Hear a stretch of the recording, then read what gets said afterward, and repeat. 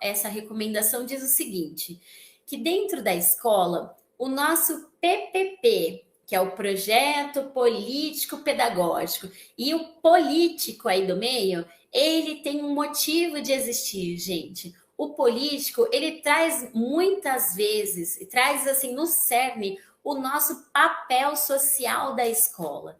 A escola tem lado. Escola pública tem mais lado ainda. A educação, ela deve nunca estar a serviço para que a gente coloque nosso estudante para comer lixo de garfo e faca. E eu sei que isso que eu estou falando é pesado, mas a gente não pode deixar que esse estudante seja domesticado. Ele deve, o currículo, o projeto político-pedagógico, o regimento, eles devem ter uma característica de emancipação. E aí, como é que a gente faz? Nessa saída, esse estudante está evadindo. Como é que eu, escola, como é que eu, professor, que vou passar no concurso da Prefeitura de São Paulo em janeiro de 2023, o que a legislação diz que dá para fazer? Então, o que eu preciso? O PPP e o regimento, eles precisam contemplar algumas coisas para a gente resolver. Então, se tem muita criança fora da idade, muita criança que está fora da escola, o primeiro critério que a gente precisa fazer é facilitar o ingresso, a matrícula. Poxa, mas e se essa criança, se esse adolescente está sem documentação? Se ele não tem o histórico da outra escola, se ele está vindo de outro estado, a pandemia trouxe muito um contexto de migração. O que a gente faz? É muito fácil, gente. Faz uma classificação. Então, o que é a classificação? Ela é realizada no momento em que a gente recebe o estudante e aplica uma avaliação. Então, a partir dos conhecimentos, balizando com idade, balizando com desempenho, a gente vai lá e classifica esse estudante. Poxa, ele está aqui apto para iniciar, um exemplo, no 5º ano, tá ótimo. Colocamos lá. Poxa, e se isso não aconteceu na classificação? E se essa criança entrou, por exemplo, aos 12 anos, né? Essa criança chegou lá na escola, mas ela está matriculada numa turma de 2º ano, em que os colegas têm 7 e 8 anos de idade. O que pode ser feito por essa criança? Porque quando a gente pensa na história da educação até recente do nosso país, em que a gente via carteiras que não cabiam alguém de tão grande junto com os pequenos, esse tipo de característica facilita a evasão escolar, a saída desse estudante, a não permanência naquilo que é um direito fundamental dele. O que a gente precisa fazer? A gente precisa, então, tentar possibilitar, oportunizar a reclassificação. O que é a reclassificação? É o mesmo processo, mas quando o estudante já é nosso. Então, a gente vai lá, a gente pode organizar dentro da escola grupos de estudo, espaços de aceleração, a gente pode conversar sobre conteúdos que sejam esperados, qual o currículo que esteja mais adequado à idade, até onde dá para acompanhar, e aí sim ofertar uma avaliação, uma documentação pedagógica voltada para o processo de reclassificação. Porque a partir do momento em que você tem ali a coerência entre série e idade, é um dos pontos em que você consegue minimizar o caráter da evasão, porque ele está se relacionando em outras potencialidades, em outras esferas com os colegas da mesma turma que estão na mesma maturação. Tudo bem? E aí, o terceiro pilar, a gente tem a questão da recuperação. Gente, o que é a recuperação? A recuperação na rede municipal, ela está dividida em 2 campos.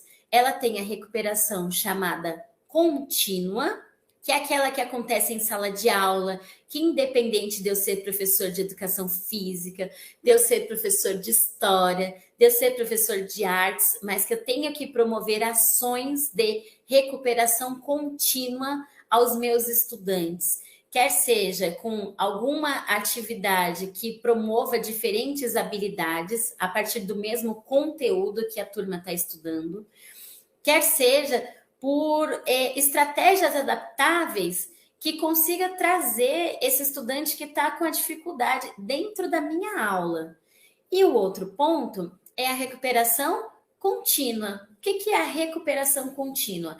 A recuperação paralela é aquela que acontece no contraturno. Então, se o estudante está no período da manhã, ele tem acesso à tarde. Se ele está à tarde, ele tem acesso de manhã. Sempre com preferência, e aí não esqueçam dessas dicas, tá? Sempre com preferência na continuidade do turno. Então, por exemplo, se a criança entra às 1h30, o ideal é que essas 2 horas aula de recuperação iniciem ao meio-dia. Então, a criança já chega, já faz a recuperação, já almoça, já inicia na turma. Não precisa ir para casa e voltar, tá bom?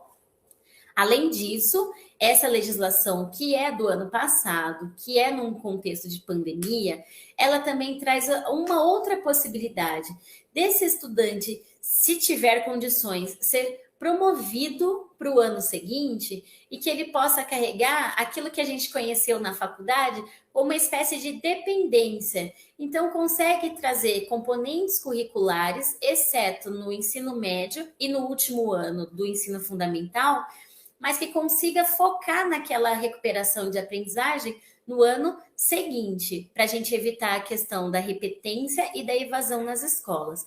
E, por fim, o que a gente consegue fazer? A gente consegue pensar em espaço que seja alternativo e acolhedor. Porque se eu fico 7 horas dentro da sala de aula numa escola de período integral e depois eu tenho mais tempo para fazer aula de recuperação sentado na carteira, um olhando para a nuca do outro, copiando da lousa. Quer dizer, esse é um ambiente alternativo? Isso está sendo acolhedor para quem está com dificuldade de aprendizagem? Que outras formas a gente consegue diversificar? Que outros espaços? Como é que a gente explora, inclusive fora da escola? Tem fábrica de cultura? Tem biblioteca? Como é que a gente consegue ampliar essa rede para que a gente envolva e a gente consiga trazer qualidade e participação desses estudantes que são os mais vulneráveis dentro da escola? Porque é muito difícil, gente, quando a gente pensa em educação pública, a competição que a gente tem. A gente compete com a rua, e a rua muitas vezes é mais atrativa, porque tem menos regra, porque é livre, porque inclusive não tem um domínio tão forte do corpo. E aí existem outros atrativos que a gente não tem dentro da escola. Então, os 2 grandes espaços que a criança tem é a igreja e a escola. Nós somos uma instituição laica, então a gente precisa entender que o melhor espaço para que essa criança mais vulnerável esteja é dentro da escola. Então, qualquer esforço é pequeno, é mínimo, desde que a gente esteja garantindo o que é direito de todos. E como a gente já viu na aula sobre o ECA, a gente não está fazendo mais do que a obrigação, porque nós somos garantidores de direitos.